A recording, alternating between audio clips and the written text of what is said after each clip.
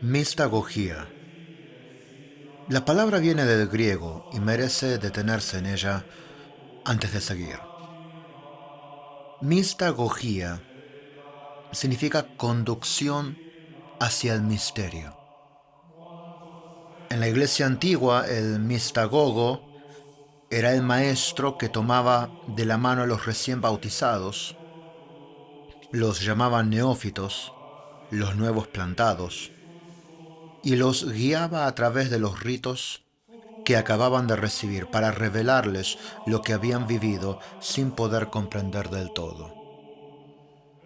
La pedagogía era deliberada y sabia. Primero experimentas el misterio, después se te explica. Primero el cuerpo lo recibe, después la inteligencia lo despliega. Hoy la Iglesia adopta esa misma lógica para presentarnos el bautismo.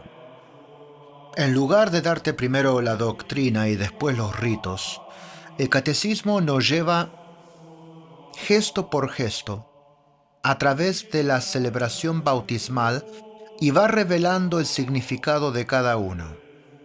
Porque los ritos no son el envoltorio decorativo que contiene el sacramento real. Los ritos son el sacramento. Son el idioma en que Dios habla y actúa. Pensá en la última vez que viste bautizar a alguien. Quizás fue un bebé en un domingo de invierno, con la familia apiñada alrededor de la pila, el sacerdote derramando el agua, algún llanto, fotos. O quizás fue en una vigilia pascual, con la oscuridad de la iglesia y el cirio encendido y el adulto inclinándose sobre la pila. En cualquiera de los dos casos, lo que viste fue una serie de gestos cargados de significado. Pero si no supiste leerlos, probablemente lo hayas visto como un analfabeto mira las páginas de un libro. Reconoce que hay algo escrito, pero no sabe qué dice. Hoy aprendes a leer. Hoy recorremos los primeros ritos de la celebración bautismal. La señal de la cruz, la proclamación de la palabra, el exorcismo y la consagración del agua. Cuatro gestos que juntos narran una historia completa. Una historia que te incluye a vos, aunque capaz que no la recuerdes. Arranquemos. El numeral 1234 nos introduce a la mistogía de la celebración. El sentido y la gracia del sacramento del bautismo aparece claramente en los ritos de su celebración. Cuando se participa atentamente en los gestos y las palabras de esta celebración, los fieles se inician en las riquezas que este sacramento significa y realiza en cada nuevo bautizado. 1235. La señal de la cruz al comienzo de la celebración señala la impronta de Cristo sobre el que le va a pertenecer y significa la gracia de la redención que Cristo nos ha adquirido por su cruz. 1236.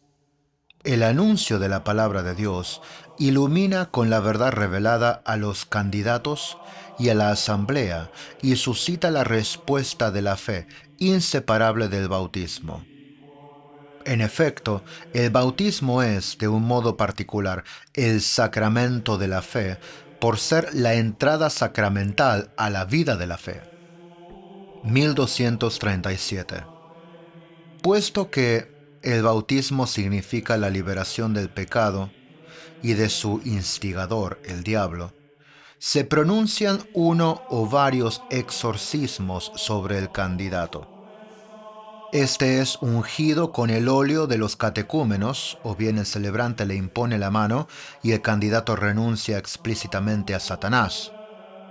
Así preparado, puede confesar la fe de la Iglesia, a la cual será confiado por el bautismo, como dice Romanos 6:17. 1238. El agua bautismal es entonces consagrada mediante la oración de epíclesis, en el momento mismo o en la noche pascual.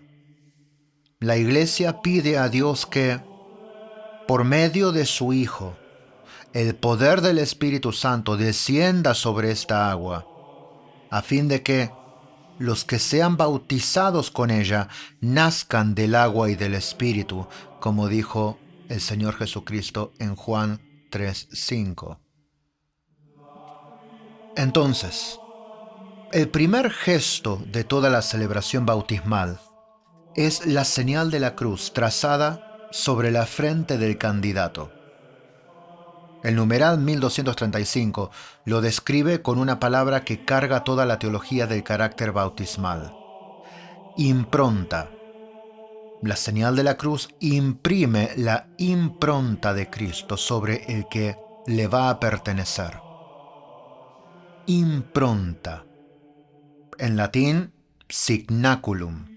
El sello que en el mundo antiguo se ponía sobre las cartas oficiales para autenticarlas, sobre las ánforas del vino para identificar al productor, sobre los esclavos para servir de señal que indicaban a quién le pertenecían. Cuando el sacerdote traza la cruz sobre la frente del candidato, está haciendo una declaración de propiedad. Esta persona va a pertenecer a Cristo. Esta frente, este corazón, esta vida entera le va a pertenecer a Cristo. Ergo la impronta. Y lo que hace extraordinario ese gesto es lo que viene después en la teología del carácter sacramental. Esa impronta es indeleble. No puede borrarse, ni por el pecado más grave, ni por el alejamiento más largo, ni por la apostasía más ruidosa. La señal de la cruz quedó. El bautizado lleva ese sello para siempre, aunque nunca más vaya a misa, aunque reniegue, aunque pierda la fe, esa impronta de Cristo permanece. El numeral 1236 describe el rol de la palabra en el rito bautismal con una frase que vale detenerse en ella. Ilumina con la verdad revelada a los candidatos y a la asamblea y suscita la respuesta de la fe. La palabra no es el prefacio del sacramento, es parte constitutiva de él. La palabra tiene que preceder al agua porque el bautismo es el sacramento de la fe. Y la fe viene de la escucha. San Pablo lo escribió con una claridad que no admite rodeos en Romanos capítulo 10. La fe viene por el oír, y el oír viene por la palabra de Dios. No se puede entrar en las aguas bautismales sin que antes la palabra haya iluminado lo que las aguas significan y realizan, lo que esas aguas están a punto de hacer en este candidato.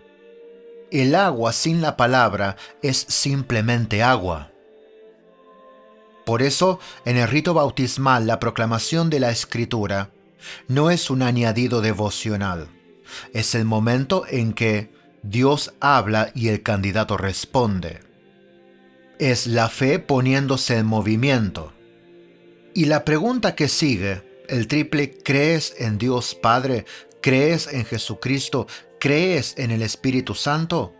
Es la respuesta de la fe que la palabra acaba de suscitar.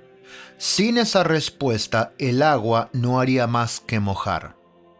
El numeral 1237 menciona los exorcismos sobre el candidato, y hay que detenerse aquí, porque es el rito que más extrañeza provoca en la sensibilidad contemporánea. ¿Exorcismos en el bautismo? ¿Para qué? La respuesta exige entender qué entiende la Iglesia por pecado original. El pecado original no es simplemente una mancha moral que la persona tiene por culpa de Adán. Es un estado de esclavitud. Es una apertura al poder del enemigo que afecta a toda la humanidad desde la caída. Toda persona que nace en este mundo nace dentro de esa condición. El bautismo es, entre otras cosas, un éxodo. Ya lo vimos esto el día de ayer y anteayer, el paso de la esclavitud a la libertad. Y como todo éxodo, supone dejar algo atrás. Por eso el candidato no solo recibe algo en el bautismo, también renuncia explícitamente. En el rito inmediatamente anterior a la inmersión, incluso antes de la triple afirmación del sí creo que acabamos de mencionar hace un minuto, el celebrante pregunta: ¿renuncias a Satanás? ¿Renuncias a todas sus obras? ¿Renuncias a todas sus seducciones? Y el candidato responde 3 veces: sí, renuncio. Esa triple renuncia es un triple no a Satanás. Y ese triple no es tan importante como el triple sí. No se puede decir sí a Cristo sin decir no al enemigo. El bautismo es una toma de posición, no solo una recepción. El último rito preparatorio es la consagración del agua bautismal mediante una oración de epíclesis. La Iglesia invoca al Padre para que envíe al Espíritu Santo sobre el agua, a fin de que los que sean bautizados en ella nazcan del agua y del Espíritu. La gran oración de bendición del agua en la vigilia pascual es una de las joyas de la liturgia occidental.